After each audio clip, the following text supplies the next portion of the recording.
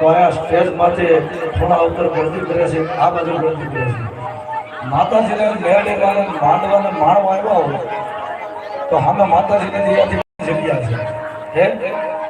એટલે ઘડીએ ઘડીએ અમે તમને કેવી બરોબર ન કરો, એટલે બધા મજા કરો પણ સામે મોસમ કરો નહીં.